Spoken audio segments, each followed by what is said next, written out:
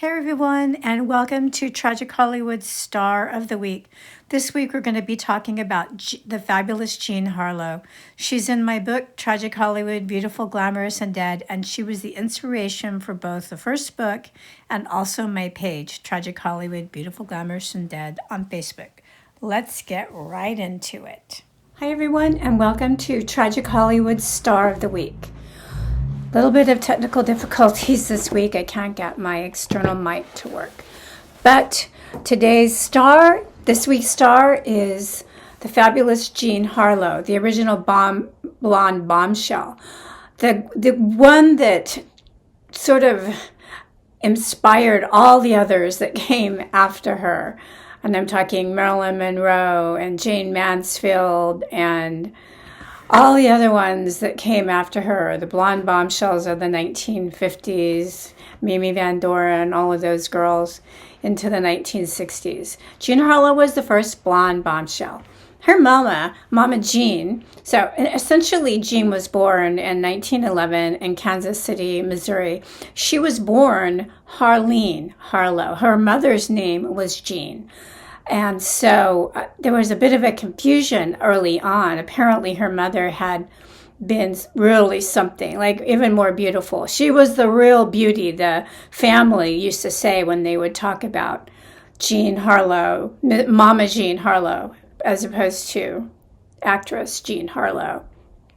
Anyway, she apparently ditched her husband and went to Hollywood at one point, taking little Harleen with her and tried to make it in Hollywood. But she was a bit old by then and shockingly all of 34, and they didn't want to really have anything to do with an old 34-year-old mom over there, so they just laughed at her. So she came back to Kansas City dejected. These people had money. They had serious money. Jean grew up in a mansion with chauffeurs and maids and cooks, and so she came from means. And even though her mom had decided to divorce her husband, they still had quite a bit of money. But Jean, I'm going to call her Harleen initially, Harleen's grandfather, which would be Mama Jean's father, didn't like the fact that the mother and daughter relationship seemed to be overly close. Harleen worshipped the ground her mother walked on, and Mama Jean adored and doted on her daughter to the point of suffocation, practically. So Skip decided that he was going to send his granddaughter to camp for a couple of weeks to separate the two of these and see if they could, get a little distance between them, and Harleen would maybe develop some independence. What a nightmare. She not only lost her virginity at that camp somehow, and she was only 15, she also contracted scarlet fever and became very ill. And despite everyone's objections and despite the fervent objections of the camp counselors, Mama Jean came rowing across that river to that camp, and she found her daughter alone and isolated in a hospital building, and she stayed with her for 3 weeks and nursed her back to health, and that was supposedly the end of that. But unfortunately, it is believed that this virus that Harleen contracted when she was 16 would lay dormant in her for about 10 years and then eventually manifest itself in kidney disease and lead to her untimely death. So that's kind of the sad part about that incident. There was another unintended consequence of the camp. On the way back from the camp, once Harleen recovered a little bit, they stopped by in Chicago and at a posh restaurant to have dinner. Well, apparently there was a man, his name was Bellio, and he took a liking to Mama Jean. And he came off very suave and sophisticated and foreign and Italian, and she was sort of swept off her feet by this guy, and she ended up marrying him, and she hadn't even been divorced very long. And following in her mom's footsteps, as soon as Harleen got back to Kansas, she decided she didn't like her oppressive girls' school anymore, so she married Chuck McGraw, and he seemed to have Not a lot of possibilities because he was just a teenager in high school, but he came from a very wealthy family and would eventually inherit quite a bit of money. So she was set for life, supposedly. So both Mama Jean and Harlene are newly married, and Harlene goes to set up house with her new beau, but things didn't exactly work out the way they were supposed to. Chuck loved Harlene, Jean Harlow, but he really disliked her clinging, meddling mother and her, quote, gigolo Italian husband. So he tried to solve this problem by moving Jean and himself all the way across the country to Beverly Hills, where he bought a mansion for his bride, and they proceeded to set up house. But if he thought that a few thousand miles was going to separate Mama Jean from Harlene, he was sadly mistaken, because Mama Jean and her husband just picked up stakes and moved out to California right after they did, and found a house shortly not too far away from where Chuck and Harlene were living. So in order to assuage his circumstances, he was not happy with this guy, Chuck. He decided he was going to drink, and he really did drink, and he hit all the nightclubs with Harlene. He taught her how to drink. They were seen drunk and carousing in all of the fashionable nightclubs, and because Harlene was so stunning with her blonde hair and her slim figure and her milky white complexion, and literally she's walking around town with clingy white satin all the time. And this is Hollywood. Hello, this is where the film industry is. She's gonna get noticed. So when she went with an actress friend on a casting call at Fox Studio, instead of hiring her friend, Fox immediately wanted to hire Jean. They wanted to offer her some extra work. But she wasn't interested. She didn't need the money. She didn't need the acclaim. She was so tired of people telling her she was beautiful that she could have died happy she'd never heard those words again.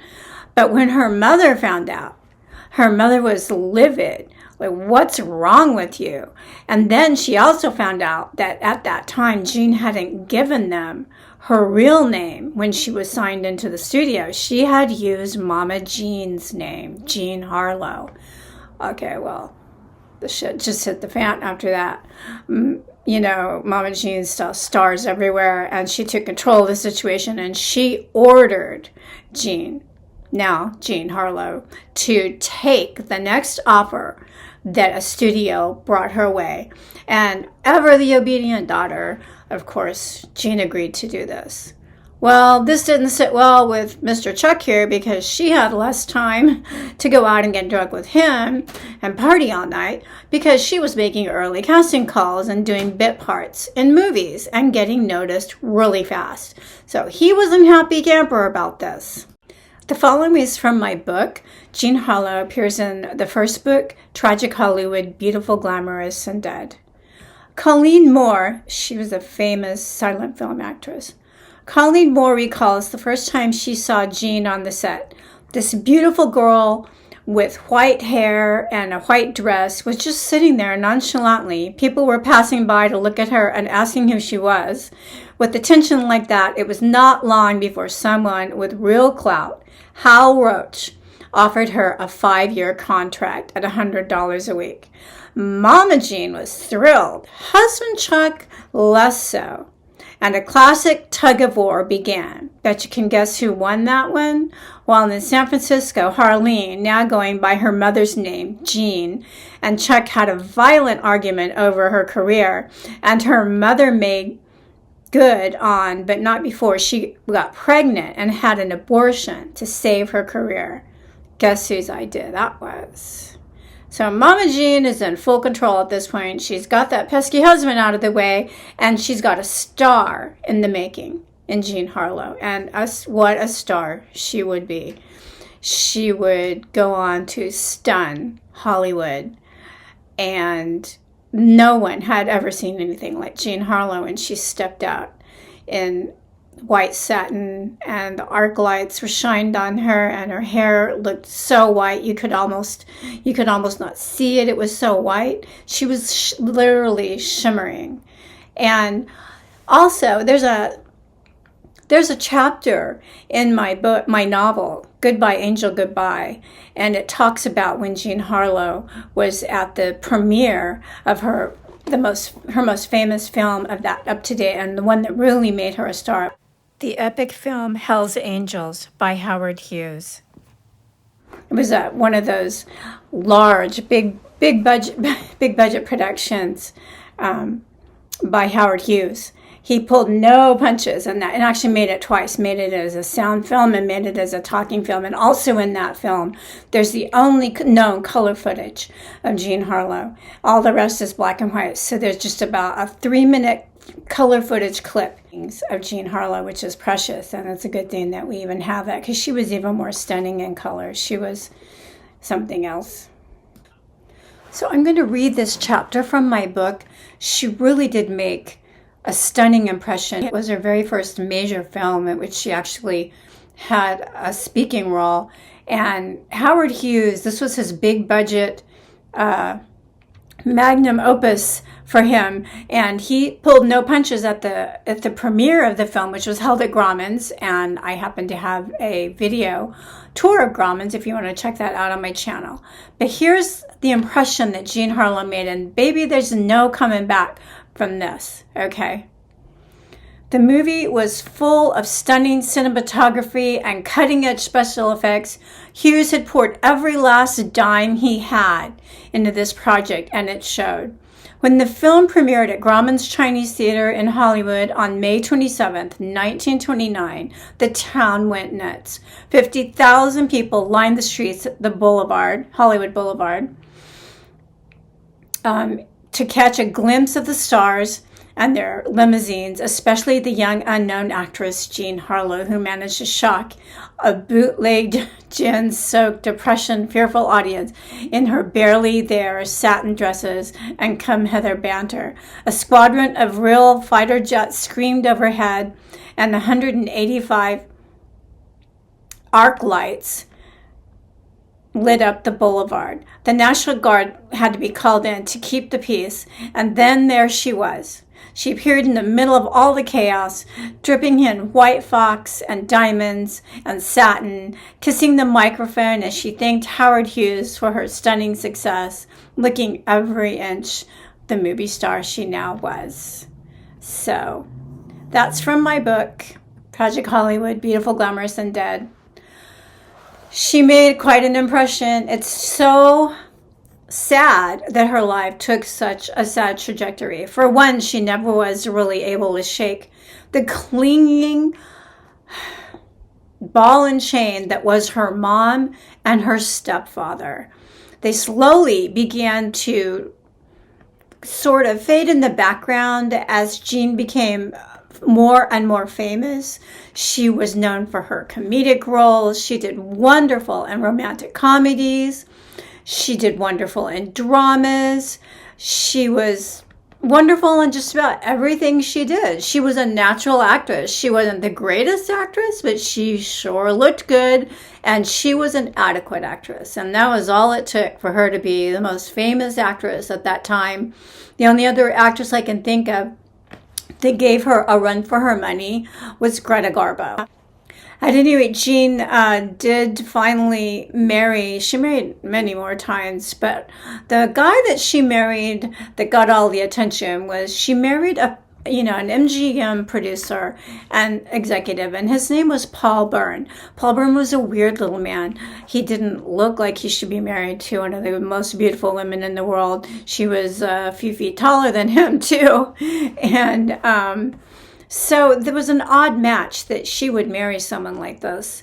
Like, what did he have to offer her? It was rumored that he couldn't even copulate the marriage because he had a deformity down there that prevented that from happening. This guy was married to the blonde Bombshell, the sex bomb of the decade. So the marriage didn't really last very long, and it didn't end in divorce. It ended in Paul Byrne's suicide. he killed himself after Jean and him had had another roaring fight. They were living in the Benedict Canyon in a really cute storybook style house. I've actually been to this house and I've seen it. It's super cute. Still there, and also has an interesting history. So Paul Byrne was in this house after Jean Harlow had left in a huff and gone back to the Beverly Hills home that she shared with her mom and dad. So you know it had to be a bad fight for her to leave and go back to that house where her parents were, her mom. And in their interim times, supposedly Paul Byrne just sort of got really, really drunk, doused himself with Jean's perfume, looked himself up and down in the mirror, and shot himself. Supposedly, that's what happened. And he wasn't discovered by the cops. People called the studio, and the studio tried to hush it up, and before they actually did call the real cops on the scene, so gosh knows what evidence got moved around. Turned out that he had been his common law wife. I've heard it was common law. I don't know if common law is legally bounding. I don't think he was legally married to Dorothy Millay. But supposedly Dorothy Millay had found out where he lived and had paid him a visit. And this was what the argument with Jean was about. She yelled at him, well, you can get in touch with me when you figure out which one of us you're married to, or something like that. Well, Dorothy Millay, it's been rumored, was the one that actually killed Paul Byrne, because her body was found in the Sacramento River a couple of days later. Suicide. Okay. This was a scandal. And the people didn't behave like normal people aren't supposed to behave like this. So Jean got into a little bit of a trouble with this one.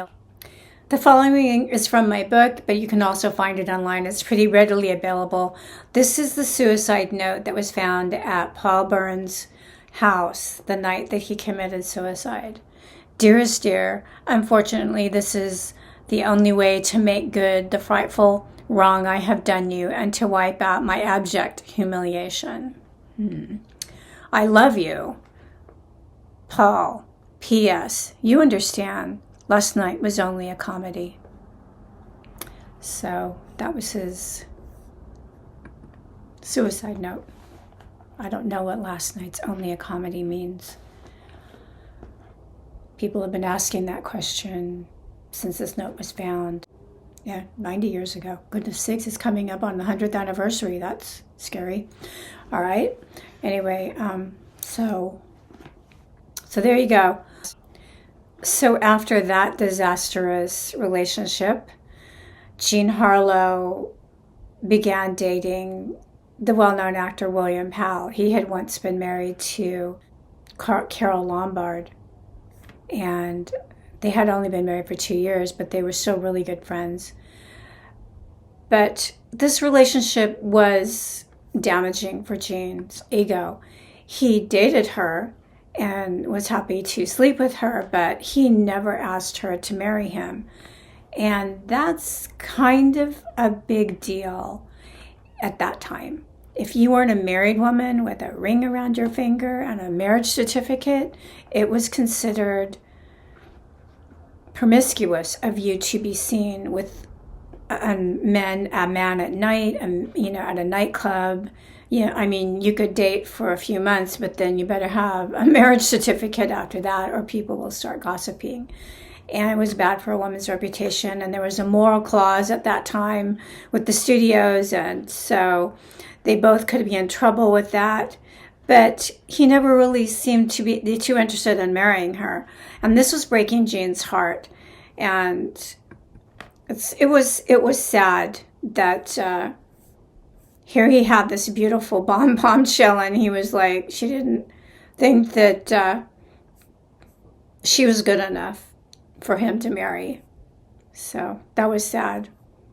As I said, she was a ticking time bomb. She had a dormant virus within her. By this time, she had begun drinking quite heavily. I mean, wouldn't you? She was leading this life. She had still financial pressures from her mother, and this, kind of gigolo husband of hers who kept, taking Jean's money and investing in gold mines and other things like that were losing money, and living in the house that she bought, and they weren't leaving. So she had to, choose between living with them or choosing living in a hotel at times. And her movies were doing great. She made great movies, especially with Clark Gable. Red Dust and Libel Lady and Wife vs. Secretary were all super good movies. Everybody shined in these movies. Her movies were really great. And who could forget her wonderful performance in the wonderful movie Dinner at 8? I forgot to mention that in the video. But she was on the peak of her career, but she just wasn't a happy person. She did marry a couple of times, but she was still with William Powell. At the time she became sick, she was filming another film with Clark Gable called Saratoga, and people began to notice that she looked a little bloated, and so she was like, oh, well, I've had the flu, and both her and Mama Jean had been really sick with the flu for about 2 or 3 weeks. But Mama Jean had recovered fine. Jean Harlow just never really was able to recover from this flu. And on the set of filming Saratoga, she became really sick. And she said, I need to go home. I'm not feeling well. So she went back home. Now, there's a lot of misinformation that her mom was a Christian Scientist, and that's why she didn't take Jean to the hospital. And she didn't get her any medical treatment because they don't believe in medical treatment. And this actually wasn't the case. They did call in a doctor that very afternoon. It wasn't common for people to go running off to the ER. I don't even know if there was such a thing back then. I mean, people generally took care of their business at home, so it was reasonable to expect that the doctor would help her at home. And it didn't, she was so young. It didn't seem like, this would be anything really serious. But they were all wrong. And it took her about, I'd say 5 days before they finally called an ambulance and determined that she needed to go to the hospital. And of course, by then it was too late. I'm going to read this from my book. It's a chapter in my book on what exactly happened to Jean in her last days. On Thursday, Jean's pain intensified and she became delusional. Mama Jean desperately sought a second opinion, fearing the attending physician, Dr. Fishbaugh, was failing in his attempts to make her well. She was right. He had misdiagnosed her.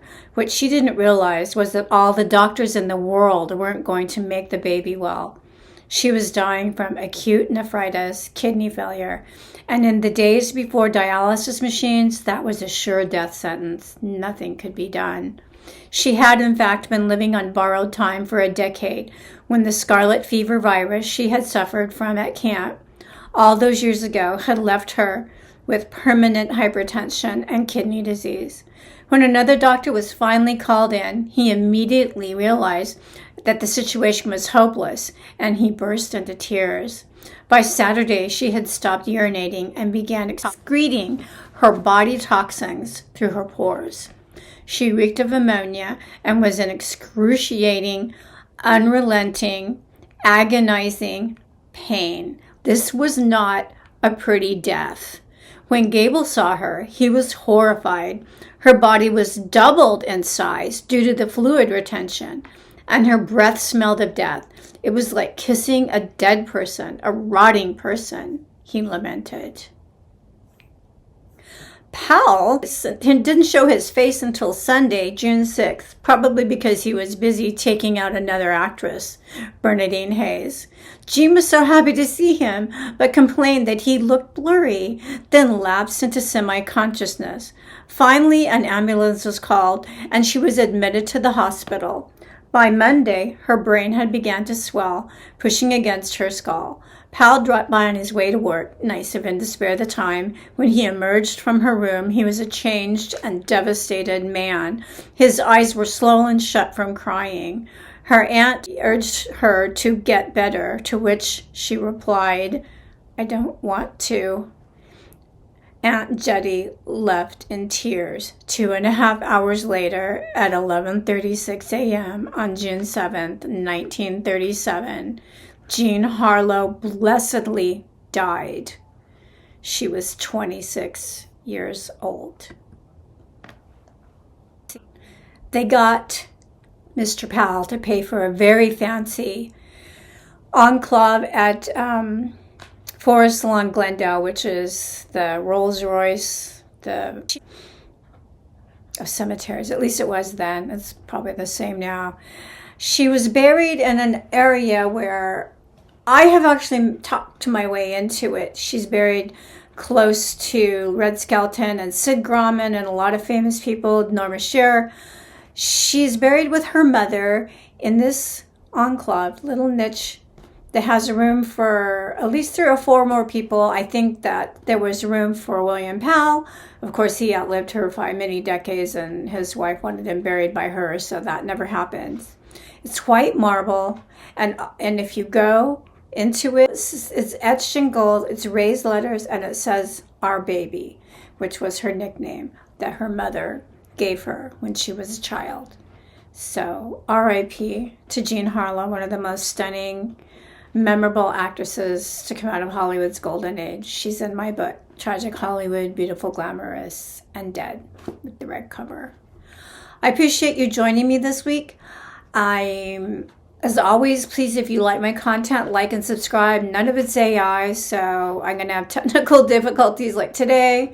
And I'm going to stumble and all that stuff like I do all the time. But I'm a human being, and I'm trying my hardest.